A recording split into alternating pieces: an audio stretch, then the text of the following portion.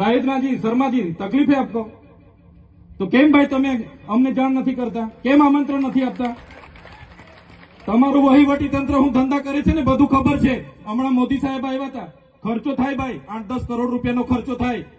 તમે દેવ મોગરામાં ડેકોરેશન માટે કલેક્ટર સાહેબ 16 કરોડ રૂપિયાનો અમારા આદિજાતિ બજેટમાં ખર્ચો પાડ્યો છે. તમે ત્યાં મોદી સાહેબના મંડપના સ્ટેજ માટે 15 કરોડના ખર્ચા કર્યા છે. ટોયલેટ, મોબાઈલ ટોયલેટ માટે 2,40,000નો 2 કરોડ ને 40 લાખના તમે ખર્ચા પાડ્યા છે. નાસ્તા માટે 2 કરોડ ખર્ચા પાડ્યા છે. તમે ડોમ માટે 2 કરોડ ખર્ચા પાડ્યા, ચા માટે 2 કરોડ ખર્ચા પાડ્યા, બસ માટે 2 કરોડ ને 71 લાખ રૂપિયાનો ખર્ચો પાડ્યો. કેમ? અમે સવાલ પૂછીએ એટલે તમને નડીએ છે? તમારા મનમાં ધુમાડો હોય તો કાઢી નાખજો ભાઈ. બરાબર છે, આ જનતાના ટેક્સના પગારે આપણે બધા છે.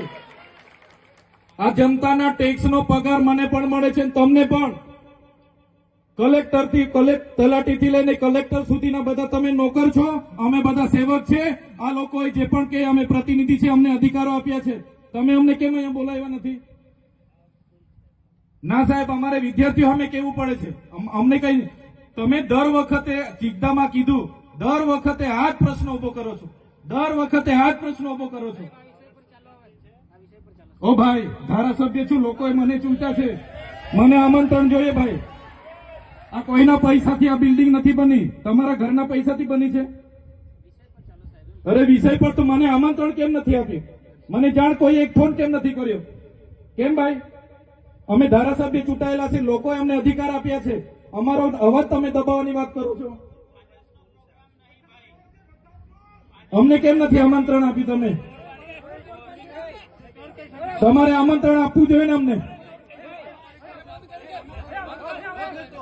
ઓ ભાઈ, બંધ કરી દેવાડો, મારા અધિકાર છે ભાઈ. તમે આવો, બંધ કરી દે એટલે, બંધ કરી દે એટલે આમંત્રણ કેમ નથી? બંધ કરી દે એટલે, બંધ કરી દો એટલે,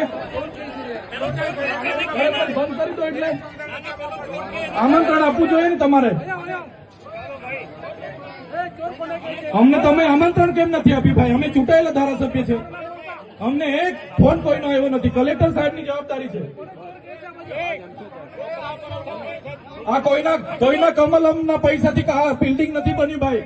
કોઈ તો પછી પણ સાહેબ, અમે તમારી રિસ્પેક્ટ કરીએ છીએ સાહેબ, અને દરેક સરકારના કાર્યક્રમમાં હું હાજર રહું છું.